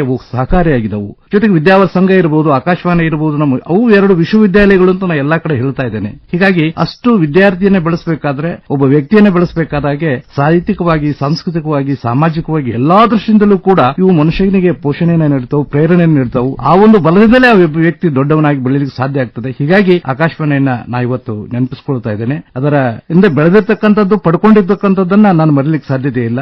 ಈಗ ಚೋಳಿನ ನಿರ್ದೇಶಕರು ಹೇಳಿದ ಹಾಗೆ ಕನ್ನಡ ಸಾಹಿತ್ಯ ಸಮ್ಮೇಳನ ಗ್ರಾಮಾಂತರ ಪ್ರದೇಶದಲ್ಲಿ ನಡೆಯೋದ್ರಿಂದ ಅವರಲ್ಲಿ ಕನ್ನಡದ ಒಂದು ಅರಿವನ್ನು ಉಂಟು ಮಾಡುವಂತಹದ್ದು. ಅವ್ರು ಹೇಳಿದ್ರು, ರಾಜ್ಯ ಇರಬಹುದು, ಜಿಲ್ಲಾ ಇರಬಹುದು, ಸಮ್ಮೇಳನನೇ. ಆದ್ರೆ ಆ ತಾಲೂಕು ಮಟ್ಟದಲ್ಲಿ ನಡೆದಾಗ ಅಲ್ಲಿರ್ತಕ್ಕಂತಹ ಆಡಿಯನ್ಸೇ ಆಗಲಿ, ಅಲ್ಲಿರ್ತಕ್ಕಂತಹ ಜನನೇ ಬೇರೆ ಆಗಿರ್ತಾರೆ. ಹೀಗಾಗಿ ಸ್ವಲ್ಪ ಅನಕ್ಷರಸ್ಥರು ಬಂದಿರಬಹುದು, ಯಾರೇ ಬಂದಿರಬಹುದು, ಅವರಲ್ಲಿ ಈ ಕನ್ನಡದ ಒಂದು ಅಸ್ಮಿತೆಯನ್ನು ಬೆಳೆಸುವಂತಹದ್ದು, ಅವರಲ್ಲಿ ಕನ್ನಡ ಅಭಿಮಾನವನ್ನು ಬೆಳೆಸ್ತಕ್ಕಂತಹದ್ದು. ಈ ಗ್ರಾಮಾಂತರ ಪ್ರದೇಶದಲ್ಲಿರ್ತಕ್ಕಂಥ ಒಬ್ಬ ವ್ಯಕ್ತಿ ಸಮ್ಮೇಳನಕ್ಕೆ ಬಂದಾಗ, ಹೌದಲ್ಲಪ್ಪ ಇಷ್ಟೆಲ್ಲ ಸಾಹಿತ್ಯ ಇದೆ, ಹಾಗಿದೆ, ಹೀಗಿದೆ, ನನಗೂ ಮಕ್ಕಳು ಕಲಿಸಬೇಕು, ಕನ್ನಡವನ್ನು ಬೆಳೆಸಬೇಕು ಅಂತಕ್ಕಂಥ ಒಂದು ಮನೋಭಾವನೆಯಲ್ಲಿ ಉದಿಸಲಿಕ್ಕೆ ಸಾಧ್ಯತೆ ಇದೆ. ಹೀಗಾಗಿ ಈ ಧಾರವಾಡ ತಾಲೂಕು 12ನೇ ಕನ್ನಡ ಸಾಹಿತ್ಯ ಸಮ್ಮೇಳನ ಕನ್ನಡ ಭಾಷೆಯನ್ನು ಬೆಳೆಸಲಿಕ್ಕೆ, ಅದನ್ನ ಮುಂದುವರಿಸಿಕೊಂಡು ಹೋಗಲಿಕ್ಕೆ, ಅರಿವನ್ನು ಉಂಟು ಮಾಡಲಿಕ್ಕೆ, ಕಾಳಜಿಯನ್ನು ಉಂಟು ಮಾಡಲಿಕ್ಕೆ ಬಹಳ ಸಹಕಾರಿ ಅಂತ ಹೇಳಿ ನಾ ಈ ಸಂದರ್ಭದಲ್ಲಿ ಹೇಳಲಿಕ್ಕೆ ಬಯಸ್ತಾ ಇದ್ದೇನೆ. ಇನ್ನು ಮುಂದುವರೆದು ಹೇಳಬೇಕು ಅಂತಂದ್ರೆ, ಇಂತಹ ರೀತಿಯಿಂದ ಸಮ್ಮೇಳನಗಳನ್ನು ನಡೆಸ್ತಾ ಇರೋದ್ರಿಂದಲೇ ನಿಜವಾಗ್ಲೂ ಕನ್ನಡ ಸಾಹಿತ್ಯ ಇನ್ನು ಬದುಕಿದೆ ಅಂತ ಹೇಳಬಹುದು. ಯಾಕಂದ್ರೆ ಅರಿವುಂಟು ಮಾಡತಕ್ಕಂಥ ಕೆಲಸವನ್ನು ಸಮ್ಮೇಳನಗಳು ಮಾಡ್ತಾವು. ಸಮ್ಮೇಳನಗಳನ್ನ ನಾವು ತೆಗೆದು ಹಾಕಲಿಕ್ಕಾಗುವುದಿಲ್ಲ. ಈಗ ಜಾತ್ರೆಯ ಸಂದರ್ಭದಲ್ಲಿ ಹಳ್ಳಿಗಳಲ್ಲಿ ನಡೆಯುವ ಧಾರ್ಮಿಕ ಕಾರ್ಯಕ್ರಮ, ಅಲ್ಲಿನೂ ಕೂಡ ಅನೇಕ ರೀತಿಯಾಗಿರ್ತಕ್ಕಂಥ ಇಂತಹ ಕನ್ನಡ ಗೋಷ್ಠಿಗಳನ್ನ, ಕನ್ನಡ ಪರವಾಗಿರ್ತಕ್ಕಂಥ ವಿಚಾರಗಳನ್ನ ಹಂಚಿಕೊಂಡ್ರೆ ಇನ್ನೂ ಕೂಡ ಅನುಕೂಲ ಆಗ್ತದೆ. ಹೀಗಾಗಿ ಸರ್ ಹೇಳಿದಾಗೆ ಇಲ್ಲಿ ಅನೇಕ ರೀತಿಯಂತಹ ಕನ್ನಡ ಕುರಿತಾಗಿ ಸಮಸ್ಯೆಗಳು ಇದಾವು. ಈ ಕನ್ನಡ ಶಾಲೆಗಳು ಮುಚ್ಚುವಂತ ಸ್ಥಿತಿ ಬಂದಿದೆ ಆ ಕನ್ನಡ ಇಂಗ್ಲಿಷ್ ಪ್ರಭಾವದಿಂದ. ಹೀಗಾಗಿ ಆ BM ಶ್ರೀಕಂಠಯ್ಯನವರು ಆಗಲೇ ಹೇಳಿದ್ರು, ಕನ್ನಡ ನಾಡಿಗೆ ಕನ್ನಡವೇ ಗತಿ, ಅನ್ಯತಃ ಶರಣಂ ನಾಸ್ತಿ, ಹಿಂದಿ ಅಲ್ಲ, ಸಂಸ್ಕೃತ ಅಲ್ಲ, ಇಂಗ್ಲಿಷ್ ಅಲ್ಲ ಅನ್ನೋ ಮಾತನ್ನು ಆ ಸಂದರ್ಭದಲ್ಲಿ ಹೇಳಿದ್ದಾರೆ. ಹೀಗಾಗಿ ನಾವು ಕನ್ನಡವನ್ನ ಉಳಿಸುವಂತಹ, ಬೆಳೆಸುವಂತಹ ಕೆಲಸ ಮಾಡಬೇಕಾಗಿದೆ. ಕನ್ನಡ ಅನವರತವಾಗಿ ಮುಂದುವರಿತದೆ ಅಂತಕ್ಕಂಥ ಒಂದು ಆಶಾಮನ ಭಾವನೆಯನ್ನ ಈ ಸಂದರ್ಭದಲ್ಲಿ ವ್ಯಕ್ತ ಬಹಳ ಸಂತೋಷ. ಮಾತು ಮುಂದುವರಿಸ್ಕೊಂಡ್ರಿ ಡಾಕ್ಟರ್ ಚಂದ್ರಶೇಖರ್ ರುಟಿಗೌಡ ಅವರೇ. ಬಹಳ ಅದ್ಭುತವಾಗಿ ನೀವು ಪೀಠಿಕೆ ಕೊಟ್ರಿ. ಇವತ್ತು ನಮ್ಮ ಜೊತೆಗೆ ಸಾದಾ ವ್ಯಕ್ತಿ ಮಹಾಂತೇಶ್ ನಾರೇಗಲ್ ಅವರು ಬಹಳ ಅದ್ಭುತವಾಗಿ ತಾಲೂಕಿನಾದ್ಯಂತ ಒಂದಿಷ್ಟು ಗ್ರಾಮೀಣ ಭಾಗದೊಳಗೂ ಕೂಡ ಇವತ್ತು ಕನ್ನಡ ಉಳಿದಂದ್ರೆ ಗ್ರಾಮೀಣ ಭಾಗದೊಳಗೆ ಉಳಿದ ನೋಡ್ರಿ. ಮಹಾಂತೇಶ್ ನಾರೇಗಲ್ ಅವರೇ, ಕರ್ನಾಟಕ ಕುಲಪುರೋಹಿತ ಆಲೂರು ವೆಂಕಟರಾವ್ ಸಾಂಸ್ಕೃತಿಕ ಸಭಾಭವನದೊಳಗೆ ತಾವು ಅದ್ಭುತವಾದ ಕಾರ್ಯಕ್ರಮ ಇಟ್ಕೊಂಡಿದ್ದೀರಿ. ಜೊತೆಗೆ ಜಿಲ್ಲಾಧ್ಯಕ್ಷರು ಇದ್ದಾರೆ ಲಿಂಗರಾಜ್ ಅಂಗಡಿಯವರು, ಪಂಡಿತ್ ಬಸವರಾಜ್ ರಾಜಗುರು ಮಹಾವೇದಿಕೆ, ಮತ್ತು ಎಂಥ ಒಂದು ಅದ್ಭುತ. ಯಾಕಂದ್ರೆ ಮೇರು ವ್ಯಕ್ತಿತ್ವದ ಹಾಡುಗಾರರವರು ಡಾಕ್ಟರ್ ಬಿ ಗುಂಜೆಟ್ಟಿ ಅವರಂತೂ ಮೇರು ಸಾಹಿತಿ, ಜೊತೆಗೇನೆ ಸಾಕಷ್ಟು ವಿದ್ಯಾರ್ಥಿಗಳ ಪ್ರೇಮ ಪ್ರೀತಿಯನ್ನು ಗಳಿಸಿದಂತವರು.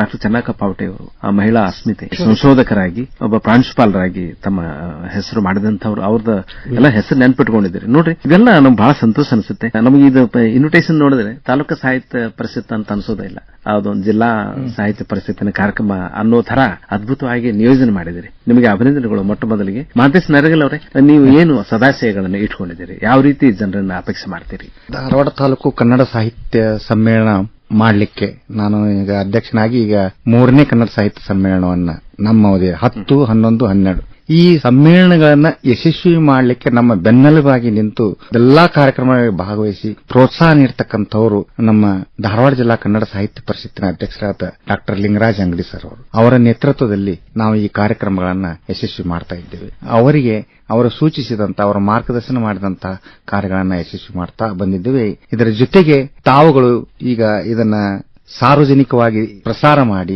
ಆಕಾಶವಾಣಿ ಕೇಂದ್ರದಿಂದ ಶರಣಬಸವ ಚೋಳಿನ್ ಸರ್ ಅವರು ತಾವುಗಳು ಇದರಲ್ಲಿ ಮುತುವರ್ಜಿ ವಹಿಸಿ ಕನ್ನಡದ ಈ ಸೇವೆಯಲ್ಲಿ ತಮ್ಮದು ಪಾತ್ರ ಬಹಳ ಮುಖ್ಯವಾದ. ಇದಕ್ಕಾಗಿ ನಾನು ತಮಗೆ ಪ್ರಪ್ರಥಮವಾಗಿ ಅಭಿನಂದನೆಗಳನ್ನು, ವಂದನೆಗಳನ್ನು ಸಲ್ಲಿಸುತ್ತೇನೆ. ಜೊತೆಗೆ ನಮ್ಮ ಧಾರವಾಡ ಜಿಲ್ಲಾ ಕನ್ನಡ ಸಾಹಿತ್ಯ ಪರಿಷತ್ತಿನ ಈ ಚುಕ್ಕಾಣಿ ಹಿಡಿದಂತ ಹ್ಯಾಟ್ರಿಕ್ ಹೀರೋ ಆಗಿರತಕ್ಕಂತ ನಮ್ಮ ಡಾಕ್ಟರ್ ಲಿಂಗರಾಜ್ ಅಂಗಡಿ ಸರ್ ಅವರು ಬಹಳಷ್ಟು ಬೆನ್ನ ಚಪ್ಪರಿಸಿ ಅಜೇಯ ಅದ್ವಿತೀಯ ನಾಯಕರವರು. ಅವರಲ್ಲಿ ಒಂದು ಗುಣ ನಾನು ಬಹಳ ಮೆಚ್ಚಿದೆ. ನಾಯಕನಾದವನಲ್ಲಿ ಇರ್ತಕ್ಕಂಥ ಗುಣ ತಾನು ಬೆಳೆಯೋದರ ಜೊತೆಗೆ ಇತರರನ್ನ ಬೆಳೆಸ್ತಕ್ಕಂಥ ಗುಣ ಏನಿದೆ, ಆ ಗುಣವನ್ನು ನಾನು ಈ ಅಂಗಡಿ ಸರ್ ಅವರಲ್ಲಿ ಕಂಡೆ. ನಾನು ಬಹಳಷ್ಟು ಮಂದಿ ಜೊತೆಗೆ ಒಡನಾಟ ಇದೆ ನಂದು 30 ವರ್ಷಗಳಿಂದ. ಹಿಂಗಾಗಿ ಅವರ ಜೊತೆಗೆ ಅಂಗಡಿ ಸರ್ ಅವರು ಸಾಥ್ ನಮಗೆ ಕೊಟ್ಟಿದ್ರಿಂದ ಈ ಯಶಸ್ವಿ ಮಾಡ್ಲಿಕ್ಕೆ ಕಾರಣ ಅದ. ನಾವು ಯಾವ ರೀತಿ ಜನರನ್ನ ನೀವು ಆಕರ್ಷಿಸ್ತೀರಿ? ಯಾಕಂದ್ರೆ ಧಾರವಾಡ ತಾಲೂಕು ಅಂದ್ರೆ ಸಾಕಷ್ಟು ಊರುಗಳು ಬರ್ತದೆ. ಯಾವ ಊರುಗಳು ಬರ್ತದೆ ಅಲ್ಲಿ ಜನರನ್ನ ಒಂದು ಆಮಂತ್ರಣ ಮಾಡ್ಲಿಕ್ಕೆ ಏನೇನು ವ್ಯವಸ್ಥೆ ಮಾಡ್ಕೊಂಡಿದ್ದೀರಿ? ಅಲ್ಲಿ ಹೋಬಳಿ ಮಟ್ಟದಲ್ಲಿ ನಮ್ಮ ತಾಲೂಕಾ ಪ್ರತಿನಿಧಿಗಳು ಇರ್ತಾರೆ, ಅವರಿಗೆ ತಿಳಿಸಿ ಅಲ್ಲಿಂದ ಕರ್ಕೊಂಡು ಬರ್ಲಿಕ್ಕೆ ನಾವು ಊರುಗಳ ಹೆಸರು ಇಡ್ರಿ. ಹೆಬ್ಬಳ್ಳಿ ಇದರಿ, ಗರಗ್ ಅದ, ಈ ಕಡೆ ಮುಗದ ಅದ ರೀ, ಆಮ್ಯಾಗ ಆ ಕಡೆ ವೀರಾಪುರ ಭಾಗದಲ್ಲಿ ಬರ್ತದ್ರಿ, ಉಪ್ಪಿನ ಬೆಟಗೇರಿ. ಈಗ ನಾವು ಕಳೆದ ಬಾರಿ ಧಾರವಾಡ ಅಂಗಡಿ ಸರ್ ನೇತೃತ್ವದೊಳಗನ ಹೆಬ್ಬಳ್ಳಿ ಒಳಗೆ ಸಮ್ಮೇಳನ ಮಾಡಿದ್ದೇವೆ, ಉಪ್ಪಿನ ಬೆಟಗೇರಿಯಲ್ಲಿ ಮಾಡಿದ್ದೇವೆ. ಅತ್ಯಂತ ಅದ್ಭುತವಾದಂತಹ ಸಮ್ಮೇಳನಗಳನ್ನ ನಾವು ಡಾಕ್ಟರ್ ಲಿಂಗರಾಜ್ ಅಂಗಡಿ ಸರ್ ಅವರ ನೇತೃತ್ವದಲ್ಲಿ ತಾಲೂಕಿನಾದ್ಯಂತ ಒಂದು ಜಾಗೃತಿ ಸಮ್ಮೇಳನ ಮಾಡ್ಲಿಕ್ಕೆ ಧಾರವಾಡದೊಳಗೆ ನೀವೆಲ್ಲ ಬರಬೇಕು ಅಂತ ಹೇಳ್ತೀವಿ ಅವರಿಗೆ. ಹೇಳಿವಿ ಅವರಿಗೆ ಎಲ್ಲರಿಗೂ ಈ ಪತ್ರ ಮುಖೇನ, ವಾಟ್ಸ್ಆಪ್ ಮೂಲಕ, ಜಾಲತಾಣಗಳ ಮೂಲಕ ಅವರಿಗೆ ತಿಳಿಸಿ, ಮತ್ತೆ ಅಲ್ಲಿ ಬೇಕಂದ್ರೆ ನಾವು ಸ್ವತಃ ಮುಖತಃ ಹೋಗಿ ಅಲ್ಲಿಯ ಪ್ರಮುಖರನ್ನು ಭೇಟಿಯಾಗಿ ಹೇಳಿ ಬರ್ಲಿಕ್ಕೆ ನಾವು ಆಹ್ವಾನ ತಾಲೂಕಿನ ಎಲ್ಲ ಸರ್ವ ಜನಾಂಗದ ಪ್ರತಿನಿಧಿಗಳು ಬರ್ತಾರೆ ಸರ್. ಅಂದಾಗ ಏನಾಗ್ತದೆ, ಇದು ಯಶಸ್ವಿ ಆಗ್ತದೆ ಸರ್. ಯಶಸ್ವಿ ಆಗ್ತದೆ. ಆ ಪ್ರಯತ್ನ ಜಾಗೃತಿಯನ್ನು ಜಾಗೃತಿ ಮಾಡ್ತಾ ಇದ್ದೀವಿ ಸರ್, ಕನ್ನಡ ಜಾಗೃತಿ. ಅಭಿನಂದನೆಗಳು. ಪ್ರೊಫೆಸರ್ ಲಿಂಗರಾಜ್ ಅಂಗಡಿ ಅವರು ಆಗ್ಲೇ ಕಾರ್ಯಕ್ರಮ ಪಟ್ಟಿಯನ್ನ ಹೇಳ್ತಾ ಇದ್ರು. ಬಹಳ ಅದ್ಭುತವಾಗಿ ಕಾರ್ಯಕ್ರಮ ನಿಯೋಜನೆ ಮಾಡ್ಕೊಂಡಿದ್ದೀರಿ.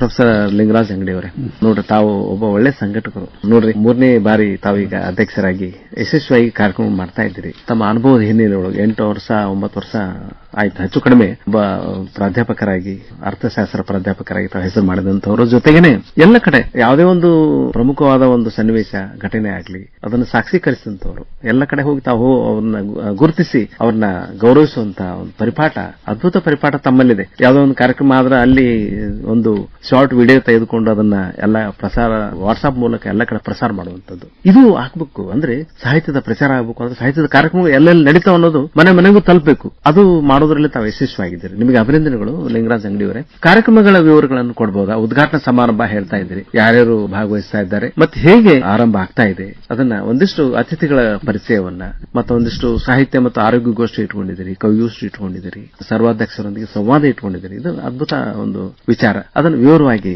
ನಮ್ಮ ಕೇಳುವರಿಗೆ ಹೇಳ್ಬೋದಾ? ಆತ್ಮೀಯರೇ, ತಮಗೆ ಧಾರವಾಡ ಅಂದ್ರೆ ನಮಗ ಮುರುಘಾಮಠ ಅಂದ್ರೆ ಅದೊಂದು ಸಾಹಿತ್ಯಿಕವಾಗಿ ಬಹಳಷ್ಟು ಒಂದು ಕೊಡುಗೆ ಕೊಟ್ಟಿದೆ. ಹಲವಾರು ಜನ ಅಲ್ಲಿ ಕಲ್ತಂತಾರ. ಆ ಮಠದ ಒಂದೇನು ಪೂಜ್ಯರಾದಂತ ಡಾಕ್ಟರ್ ಮಲ್ಲಿಕಾರ್ಜುನ ಮಹಾಸ್ವಾಮಿಗಳು ಸಾನ್ನಿಧ್ಯ ವಹಿಸ್ತಾ ಇದ್ದಾರೆ. ಮತ್ತು ಉದ್ಘಾಟನೆಯನ್ನು ನಮ್ಮ ಕರ್ನಾಟಕ ವಿಶ್ವವಿದ್ಯಾಲಯದ ಕನ್ನಡ ವಿಭಾಗದಲ್ಲಿ ಪ್ರೊಫೆಸರ್ ಆಗಿ, ರಾಣಿ ಚೆನ್ನಮ್ಮ ವಿಶ್ವವಿದ್ಯಾಲಯ ಕುಲಸಚಿವರಾಗಿ ಕೆಲಸ ಮಾಡಿದಂತ ಡಾಕ್ಟರ್ ಶಾಂತಿನಾಥ್ ದಿಬ್ಬದವರ ಒಂದು ಉದ್ಘಾಟನೆ ನಡೀತಾ ಇದೆ. ಮತ್ತು ಈ ಒಂದು ಕಾರ್ಯಕ್ರಮದ ಅಧ್ಯಕ್ಷತೆಯನ್ನು ನಮ್ಮ ಕರ್ನಾಟಕ ವಿಶ್ವವಿದ್ಯಾಲಯದ ಕುಲಪತಿಗಳಂತ ಡಾಕ್ಟರ್ ಎಂ ಖಾನ್ ಅವರು ವಹಿಸಿಕೊಂಡಿದ್ದಾರೆ. ಮತ್ತು ಈಗಾಗಲೇ ಹೇಳಿದಂತೆ ಚಂದ್ರಶೇಖರ್ ರೊಟ್ಟಿಗಾಡ್ ಅವರು ಅವತ್ತು ಸರ್ವಾಧ್ಯಕ್ಷರಾಗಿ ತಮ್ಮ ಒಂದು ಮಾತುಗಳನ್ನು ಆಡಲಿದ್ದಾರೆ. ಮತ್ತು ಹಿಂದಿನ ಒಂದು ನಿಕಟಪೂರ್ವ ಅಧ್ಯಕ್ಷರಂದ್ರೆ ಡಾಕ್ಟರ್ ನಿಶ್ಚಯಚಂದ್ರ ಹತ್ತಿಕಾಳ್ ಅವರು ಬಂದು ಅವರು ತಮ್ಮ ಧ್ವಜವನ್ನು ಇವರಿಗೆ ಹಸ್ತಾಂತರ ಮಾಡತಕ್ಕಂತ ಒಂದು ಪದ್ಧತಿ ಇದೆ. 12 ಗಂಟೆಗೆ ನಮ್ಮದು ಮೊದಲೇ ಗೋಷ್ಠಿ ಪ್ರಾರಂಭ ಆಗ್ತದೆ. ಆ ಗೋಷ್ಠಿ ಹೆಸರು ಏನಪ್ಪಾ ಅಂದ್ರೆ ಸಾಹಿತ್ಯ ಮತ್ತು ಆರೋಗ್ಯದ ಗೋಷ್ಠಿ. ಇದರಲ್ಲಿ ನಮ್ಮ ಕರ್ನಾಟಕ ವಿಶ್ವವಿದ್ಯಾಲಯ ಜಾನಪದ ವಿಭಾಗದ ಮುಖ್ಯಸ್ಥರಾದಂತ ಡಾಕ್ಟರ್ ವಿ.ಎಲ್. ಪಾಟೀಲ್ ಅವರು ಅಧ್ಯಕ್ಷ ವಹಿಸಿಕೊಂಡಿದ್ದಾರೆ. ಮತ್ತು ಅಂಜುಮನ್ ಮಹಾವಿದ್ಯಾಲಯದ ಕನ್ನಡದ ಪ್ರಾಧ್ಯಾಪಕರಾದಂತಹ ಡಾಕ್ಟರ್ ರುದ್ರೇಶ್ ಮೇಟಿ ಅವರು ಸಾಹಿತ್ಯದಲ್ಲಿ ಜೀವನ ಮೌಲ್ಯಗಳ ಕುರಿತು ಮಾತನಾಡಿದ್ದಾರೆ. ಮತ್ತು ಇನ್ನೊಬ್ಬರು ನೋಡಿರಬಹುದು ವೈದ್ಯರು ಡಾಕ್ಟರ್ ಗೀತಾ ಉತ್ತೂರು ಅಂತೇಳಿ ಅವರು ದೈನಂದಿನ ಜೀವನದಲ್ಲಿ ಆರೋಗ್ಯದ ರಕ್ಷಣೆ ಉದ್ದೇಶ ಅಂದ್ರೆ ಸಾಹಿತ್ಯ ಇರಬೇಕು ಮತ್ತು ನಮ್ಮ ಆರೋಗ್ಯ ಇರಬೇಕು, ಅದರ ಬಗ್ಗೆ ತಮ್ಮ ಒಂದು ಉಪನ್ಯಾಸ ನೀಡಿದ್ದಾರೆ. ಅದು ಮುಗಿದ ತಕ್ಷಣ ಭೋಜನ ಆಗ್ತದೆ. ಆಮೇಲೆ ಸರಿಯಾಗಿ ನಮ್ದು 2:45ಕ್ಕೆ ಕವಿಗೋಷ್ಠಿ ಪ್ರಾರಂಭ ಮಾಡ್ತೇವೆ. ಈ ಕವಿಗೋಷ್ಠಿಯ ಅಧ್ಯಕ್ಷತೆಯನ್ನು ನಾಡಿನ ಹಿರಿಯ ಸಾಹಿತ್ಯಕಂತ ವಾಯಂ ಭಜಂತ್ರರು ವಹಿಸಿಕೊಂಡಿದ್ದಾರೆ. ಮತ್ತು ಆಶಯ ನುಡಿಯನ್ನು ನಮ್ಮ ಕೃಷಿ ವಿಶ್ವವಿದ್ಯಾಲಯದ ಲೆಕ್ಕ ಪರಿಶೋಧಕ ಶ್ರೀಮತಿ ವಿದ್ಯಾ ಕದಂ ಅವರು, ಆಮೇಲೆ 16 ಜನ ಏನು ಕವಿಗಳು ತಮ್ಮ ಕವನ ವಾಚನ ಮಾಡಿದ್ದಾರೆ. ಇದು ಅತ್ಯಂತ ಮಹತ್ವದ್ದು. ಮತ್ತು ನೆಕ್ಸ್ಟ್ ಸರ್ವಾಧ್ಯಕ್ಷರ ಜೊತೆಗೆ ಸಂವಾದ ನಡೀತಾ ಇದೆ. ಅದು ಸರಿಯಾಗಿ 4:15ಕ್ಕೆ. ಅದ್ರ ಮುಖ್ಯವಾಗಿ ಸಮಾರೋಪ ಬಹಳಷ್ಟು ಮಹತ್ವದ್ದು. ನಮಗೆ 6 ಗಂಟೆಗೆ ಈ ಸಲ ನಾವು ಏನ್ ಮಾಡಿದ್ರೆ ಗೌರವಾನ್ವಿತ ನ್ಯಾಯಮೂರ್ತಿಗಳು ಕರ್ನಾಟಕ ಉಚ್ಚ ನ್ಯಾಯಾಲಯದ್ದು ಖ್ಯಾತ ವಾಗ್ಮಿಗಳಾದಂತ ಶ್ರೀಮಾನ್ ಪಿ ಸಿರಸಾನಂದ್ ಅವರ ಒಂದು ಸಮಾರೋಪ ನುಡಿಯನ್ನು ನಾವು ಹಮ್ಮಿಕೊಂಡಿದ್ದೇವೆ. ಮತ್ತು ಇದರ ಅಧ್ಯಕ್ಷತೆಯನ್ನು ನಾಡಿನ ಹಿರಿಯ ಸಾಹಿತ್ಯಕಂತ ನಮ್ಮ ಏನು ವೀರಣ್ಣ ರಾಜೂರ್ ಅವರು ಮತ್ತೆ ಶಿವೀರಮಠ ಅವರು, ನಾಗರಿಕರು ಎಲ್ಲ ಇನ್ನು ಹಲವಾರು ಜನ ತೋಡ್ಕರ್ ಅವರು ಬರ್ತಾ ಇದ್ದಾರೆ. ಅದು ಬಹಳ ಮಹತ್ವದ. ಮುಂದೆ ನೆಕ್ಸ್ಟ್ ಅಂದ್ರೆ ಸಂಸ್ಕೃತ ಕಾರ್ಯಕ್ರಮ ಸದಾಶಿವ ಮರ್ಜಿ ಅವರಿದ್ದಾರೆ. ಸಂಸ್ಕೃತ ಕಾರ್ಯಕ್ರಮ ಸದಕ ಹಮ್ಮಿಕೊಂಡಿದ್ದೇವೆ. ಅದರಲ್ಲಿ ಉದ್ಘಾಟನೆಯನ್ನು ನಮ್ಮ ಶಶಿಧರ್ ನರೇಂದ್ರ ಅವರು, ಕುಮಾರ್ ಬೆಕ್ಕೇರಿ ಅವರು, ಸಹಾಯಕ ನಿರ್ದೇಶಕರು ಕನ್ನಡ ಮತ್ತು ಸಂಸ್ಕೃತಿ ಇಲಾಖೆ ಧಾರವಾಡ, ಎಸ್ ಕಳದಿಮೆಟ್ ಅವರು, ನಮ್ಮ ರಾಮಕೃಷ್ಣ ಸಲ್ಲಗಿ, ಈ ರೀತಿಯಾಗಿ ಸುಮಾರು ಸಂಸ್ಕೃತಿ ಕಾರ್ಯಕ್ರಮದಲ್ಲಿ 13 ತಂಡಗಳು ಅಲ್ಲಿ ಭಾಗವಹಿಸ್ತಾರೆ. ಡಾಕ್ಟರ್ ಚಂದ್ರಶೇಖರ್ ರೊಟ್ಟಿಗಾಡ್ ಅವರೇ, ನೋಡ್ರಿ ಈಗ ಧಾರವಾಡ ಕನ್ನಡ ತಾಲೂಕಿನ 12ನೇ ಕನ್ನಡ ಸಾಹಿತ್ಯ ಸಮ್ಮೇಳನದ ಸರ್ವಾಧ್ಯಕ್ಷರಾಗಿದೆ. ನಿಮಗೆ ಒಂದಿಷ್ಟು ಪ್ರಶ್ನೆಗಳು ಬರ್ತಾವು.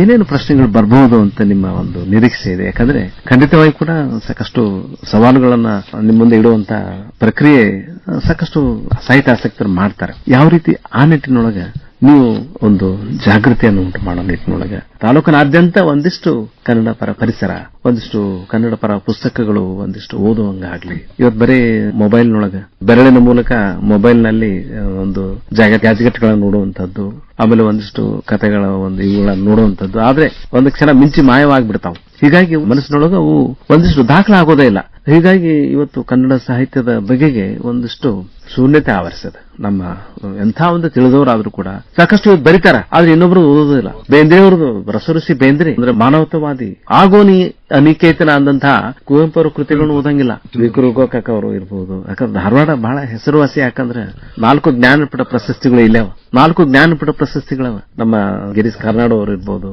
ಕಂಬಾರ್ ಅವರು ಇರ್ಬೋದು. ಕಂಬಾರ್ ಅವರು ನಮ್ಮವರು ಅನ್ನೋದೇ ನಮಗೆ ಬಹಳ ಹೆಮ್ಮೆ. ಇಷ್ಟೆಲ್ಲ ಇದ್ರೂ ನಮಗೆ ಆ ಒಂದು ಅರಿವು ಯಾಕಿಲ್ಲ? ಏನು ಒಬ್ಬ ಸಮ್ಮೇಳನದ ಸರ್ವಾಧ್ಯಕ್ಷರಾಗಿ ಯಾವ ರೀತಿ ಒಂದಿಷ್ಟು ಜಾಗೃತಿ ಉಂಟು ಮಾಡಬೇಕು? ಧಾರವಾಡ ಹಿಂದೆ ಇರತಕ್ಕಂತಹ ಒಂದು ಸಾಹಿತ್ಯಿಕ ಹೊಳಪನ್ನ ಸ್ವಲ್ಪ ಕಳ್ಕೊಳ್ತಾ ಇದೆ ಅಂತ ಒಪ್ಕೊಳ್ಳುವಂತ ಮಾತು. ಆ ಹೊಳಪು ಮತ್ತೆ ಬರಬೇಕಾದ್ರೆ ಸಾಹಿತಿಗಳಲ್ಲಿ ಅಥವಾ ಪ್ರಜ್ಞಾವಂತರಲ್ಲಿ ಮತ್ತೆ ಆ ಸಾಹಿತ್ಯದ ಬಗ್ಗೆ, ಕನ್ನಡ ಭಾಷೆಯ ಬಗ್ಗೆ, ಸಮಾಜದ ಬಗ್ಗೆ ಒಂದು ಕಾಳಜಿ ಕಳಕಳಿ ಬಂದ್ರೆ ಮಾತ್ರ ಆ ಹಿಂದೆ ಬೇಂದ್ರೆ ಕುವೆಂಪು ಅವರು ಇರತಕ್ಕಂತಹ ಸಾಹಿತ್ಯಿಕ ವಾತಾವರಣ ಧಾರವಾಡದಲ್ಲಿಯೂ ಕೂಡ ಮತ್ತೆ ನೆಲೆ ನಿಲ್ಲಲಿಕ್ಕೆ ಸಾಧ್ಯತೆ ಇದೆ. ಈ ನಿಟ್ಟಿನಲ್ಲಿ ಕನ್ನಡ ಭಾಷೆಯನ್ನ ಬೆಳೆಸತಕ್ಕಂತಹ ಸಂದರ್ಭದಲ್ಲಿ ಪ್ರತಿಯೊಬ್ಬರೂ ಕೂಡ ಇಲ್ಲೇ ಟೊಂಕ ಕಟ್ಟಿ ನಿಲ್ಲಬೇಕಾಗ್ತದೆ. ಅಲ್ಲಿ ಭಾಷೆಯ ಬಗ್ಗೆ ಅಂತ ಅಂದ್ಕೊಳ್ಳೆ ನೇರವಾಗಿ ನಾವು ಓದುವಂತಹ ಒಂದು ಮನೋಭಾವನೆಯನ್ನ ಬೆಳೆಸಬೇಕಾಗಿದೆ. ಕನ್ನಡ ಭಾಷೆಯನ್ನ ಬೆಳೆಸಬೇಕಾದ್ರೆ ಓದುವಂತದ್ದು ಬೇಕು.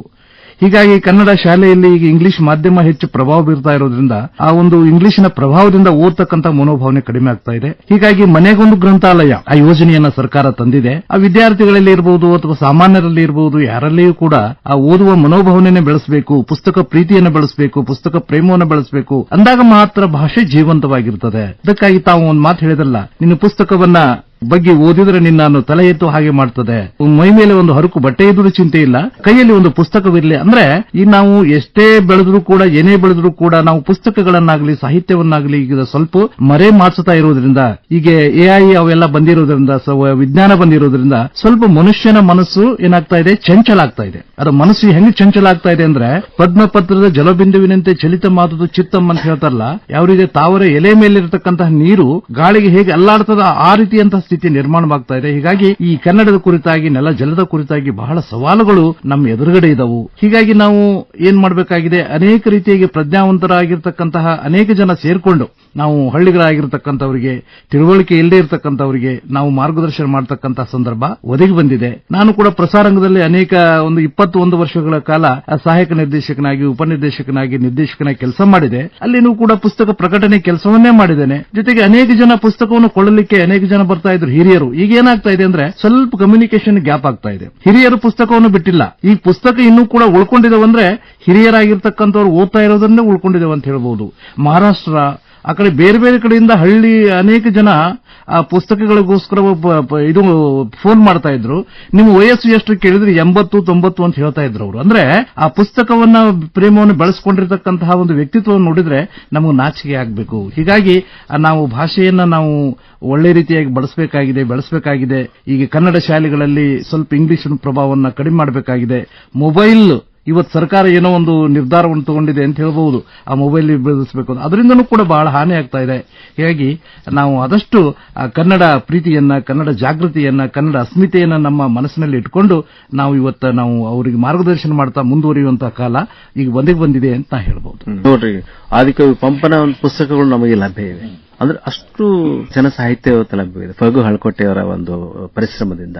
ಮತ್ತೆ ದಾಸ ಸಾಹಿತ್ಯ ಕೂಡ ನಮಗೆ ಲಭ್ಯ ಇದೆ. ಪುಸ್ತಕ ಎಂದಿಗೂ ಹಾಳಾಗುವುದಿಲ್ಲ. ಅವನ್ನ ಸರಿಯಾಗಿ ಓದ್ತಾ ಮುಂದಿನ ಪೀಳಿಗೆ ಕೂಡ ನಾವು ವರ್ಗಾಯಿಸಬಹುದು. ಈ ಮೊಬೈಲ್ನೊಳಗೆ ಬರುವಂತಹ ವಿಷಯಗಳು ಇವತ್ತಿದ್ದು ನಾಳೆ ಸಿಗೋದಿಲ್ಲ ನಮಗೆ. ಅದು ನಮ್ಮ ಜನರಿಗೆ ಅರ್ಥ ಆಗ್ಬೇಕು. ಅಂದ್ರೆ ಯಾವಾಗ್ಲೂ ಕೂಡ ಒಂದು ನಮ್ಮ ಸಾಹಿತ್ಯಿಕ ಶ್ರೀಮಂತ ಪರಂಪರೆಯನ್ನ ಅರ್ಥ ಮಾಡಿಕೊಂಡು ಮುಂದಿನ ಪೀಳಿಗೆ ವರ್ಗಾಯಿಸುವ ಕೆಲಸ ಪುಸ್ತಕಗಳಿಂದ ಬಹಳ ಆಗುತ್ತೆ.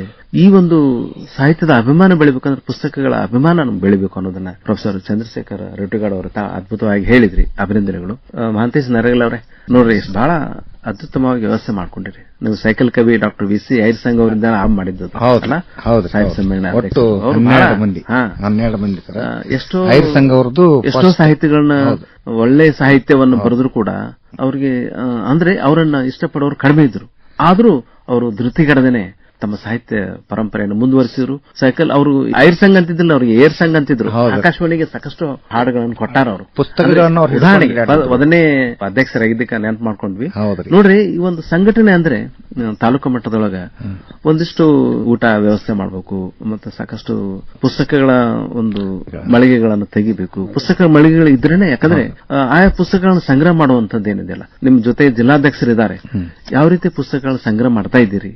ವಿಶೇಷವಾದ ಪುಸ್ತಕಗಳನ್ನ ಮಕ್ಕಳಿಗೆ ಬೇಕಾಗಿರುವಂತ ಹಿಡ್ಕೊಂಡು ಹಿರಿಯರು ಬೇಕಾಗಿರುವಂತ ಪುಸ್ತಕಗಳನ್ನ ಹೆಂಗೆ ನೀವು ಅಲ್ಲಿ ಇವತ್ತು ಪ್ರದರ್ಶನ ಮಾಡ್ತಾ ಇದ್ದೀರಿ? ಮತ್ತೆ ಜನರು ಬರ್ತಾರಲ್ಲ, ಅವರಿಂದ ಏನು ಅಪೇಕ್ಷೆ ಮಾಡ್ತಿರ್ತಾವ? ಒಂದೆರಡು ಮಾತು. ಈಗೇನು ಸಾರ್ವಜನಿಕರು ಬಂದು ಈಗೇನು ಸಮ್ಮೇಳನದಲ್ಲಿ ಭಾಗವಹಿಸ್ತಾರಲ್ರಿ, ಅಲ್ಲಿ ಪುಸ್ತಕ ಪ್ರದರ್ಶನಗಳನ್ನು ಮಾಡಿರ್ತೀವಿ. ಅನೇಕ ಪುಸ್ತಕಗಳು, ತಮಗೆ ಬೇಕಾದಂತ ಪುಸ್ತಕಗಳನ್ನ ಆಯ್ಕೆ ಮಾಡಿಕೊಂಡು ತಮಗೆ ರುಚಿಕಟ್ಟಾದ ಪುಸ್ತಕಗಳನ್ನ, ಆಸಕ್ತಿ ಭರಿತ ಪುಸ್ತಕಗಳು ಇರ್ತಾವ.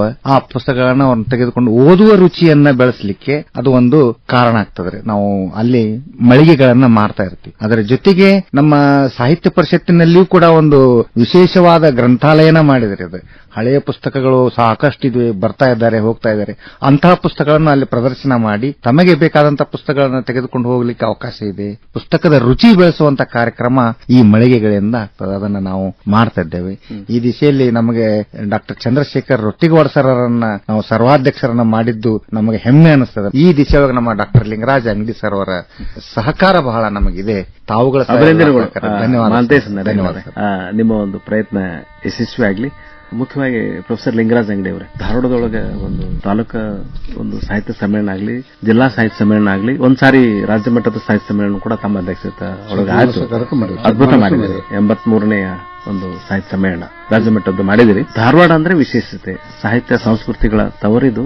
ಬೇಂದ್ರೆಯವರ ಊರು, ವರಕವಿ ಬೇಂದ್ರೆ, ರಸಋಷಿ ಬೇಂದ್ರೆ ಅವರು ಯಾವಾಗ್ಲೂ ಕೂಡ ನಾವು ಅವ್ರನ್ನ ರಥಸ್ಮರಣೆಯಾಗಿ ನೆನಿತೀವಿ.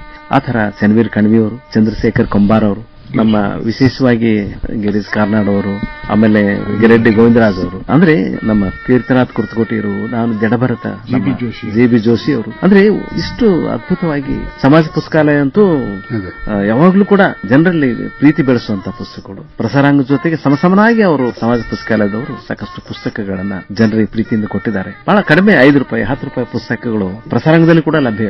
ಇದು ನಮ್ಮ ಜನರಿಗೆ ಗೊತ್ತಿರಬೇಕು. ಇಂತಹ ಒಂದು ಶ್ರೀಮಂತವಾದ ಒಂದು ಧಾರವಾಡ ತಾಲೂಕಾ ಸಾಹಿತ್ಯ ಸಮ್ಮೇಳನ ಅಂದ್ರೆ ಬೇರೆ ಒಂದು ಜಿಲ್ಲೆಗಳಲ್ಲಿ ಒಂದು ಜಿಲ್ಲಾ ಸಾಹಿತ್ಯ ಸಮ್ಮೇಳನದ ಸಮಾನ ಅಂತ ನಾವು ಹೇಳ್ಕೋಬಹುದು. ಅಷ್ಟು ಜನಪ್ರಿಯತೆ ಧಾರವಾಡ ತಾಲೂಕಿಗಿದೆ. ನಿಮಗೆ ಅಭಿನಂದನೆಗಳು. ಮತ್ತೆ ಈ ಅವಕಾಶ ಕೊಟ್ಟಂತ ನಮ್ಮ ಆಕಾಶವಾಣಿಯ ಎಲ್ಲ ಸಿಬ್ಬಂದಿ ಅವರಿಗೆ, ವಿಶೇಷವಾಗಿ ನಮ್ಮ ಶರಣಬಸು ಚೋಳಿನವರಿಗೆ ಒಂದು ಧನ್ಯವಾದ ಹೇಳ್ತಾ ಮತ್ತೊಮ್ಮೆ ವಿನಂತಿ ಮಾಡ್ಕೊಂಡು ದಯವಿಟ್ಟು ನಾವೆಲ್ಲರೂ 26ಕ್ಕೆ ಆಲೂರು ವೆಂಕಟರಾವ್ ಸಭಾಂಗಣದಲ್ಲಿ ಕೊಡೋಣ ಅಂತ ಹೇಳ್ತಾ ಮಾತನ್ನು ಮುಗಿಸ್ತೇನೆ. ಬಹಳ ಸಂತೋಷ. ಪ್ರೊಫೆಸರ್ ಲಿಂಗರಾಜ್ ಅಂಗಡಿ ಅವರೇ, ಡಾಕ್ಟರ್ ಚಂದ್ರಶೇಖರ್ ರೊಟ್ಟಿಗೌಡ ಅವರನ್ನ ಸರ್ವಾಧ್ಯಕ್ಷರು ಮಾಡಿದಿರಿ. ಅವರಿಗೂ ಕೂಡ ಅಭಿನಂದನೆಗಳು. ನಿಮಗೂ ಕೂಡ ಒಂದು ಹೃತ್ಪೂರ್ವಕ ಧನ್ಯವಾದಗಳು. ಮತ್ತೆ ಮಹಾಂತೇಶ್ ನರೇಗಲ್ ಅವರು, ನೀವು ಬಹಳ ವ್ಯವಸ್ಥೆಯನ್ನು, ಯಾಕಂದ್ರೆ ತಳಮಟ್ಟದೊಳಗೆ ತಯಾರು ಮಾಡುವಂತವರೇ ತಾಲೂಕಾ ಅಧ್ಯಕ್ಷರು, ನೀವು ಅದನ್ನ ವ್ಯವಸ್ಥಿತ ಮಾಡ್ತಾ ಬಂದಿರಿ. ನಿಮ್ಮ ಒಂದು ತಾಲೂಕಾ ಕನ್ನಡ ಸಾಹಿತ್ಯ ಸಮ್ಮೇಳನ ಯಶಸ್ವಿ ಆಗಲಿ. ಸರ್ವಾಧ್ಯಕ್ಷರಾಗಿರುವಂತಹ ಡಾಕ್ಟರ್ ಚಂದ್ರಶೇಖರ್ ರೊಟ್ಟಿಗೌಡ ಅವರೇ, ನಿಮಗೂ ಕೂಡ ಅಭಿನಂದನೆಗಳು. ಮತ್ತೆ ತಮ್ಮ ಸರ್ವಾಧ್ಯಕ್ಷತೆಯೊಳಗೆ ಒಂದು ಜನಮೆಚ್ಚುವ ಕಾರ್ಯಕ್ರಮ, ಎಲ್ಲ ಕಡೆ ಸಾಹಿತ್ಯದ ಪರಿಸರ, ಸಾಹಿತ್ಯದ ಕಂಪು ಮೂಡುವ ನಿಟ್ಟಿನೊಳಗೆ ತಾಲೂಕಿನಾದ್ಯಂತ ಇದು ಒಂದು ಮಾದರಿ ಆಗಬೇಕು. ಬೇರೆ ಬೇರೆ ತಾಲೂಕು ಸಾಹಿತ್ಯ ಸಮ್ಮೇಳನಕ್ಕೆ ಇದೊಂದು ಮಾದರಿ ಆಗುವ ರೀತಿಯೊಳಗೆ ತಮ್ಮ ಒಂದು ಸಮ್ಮೇಳನ ಅಧ್ಯಕ್ಷತೆಯೊಳಗೆ ಅದ್ಭುತ ಯಶಸ್ಸನ್ನು ಕಾಣಲಿ ಅಂತ ಹಾರೈಸ್ತೀವಿ. ನಿಮಗೆ ಅಭಿನಂದನೆಗಳು, ಧನ್ಯವಾದಗಳು ಡಾಕ್ಟರ್ ಚಂದ್ರಶೇಖರ್ ರೊಟ್ಟಿಗೌಡ ಅವರೇ. ಧನ್ಯವಾದಗಳು ಸರ್. ಪ್ರೊಫೆಸರ್ ಲಿಂಗರಾಜ್ ಅಂಗಡಿ ಅವರೇ, ನಿಮಗೂ ವಿಶೇಷ ಧನ್ಯವಾದಗಳು. ನಮಸ್ಕಾರ ಎಲ್ಲರಿಗೂ. ನಮಸ್ಕಾರ.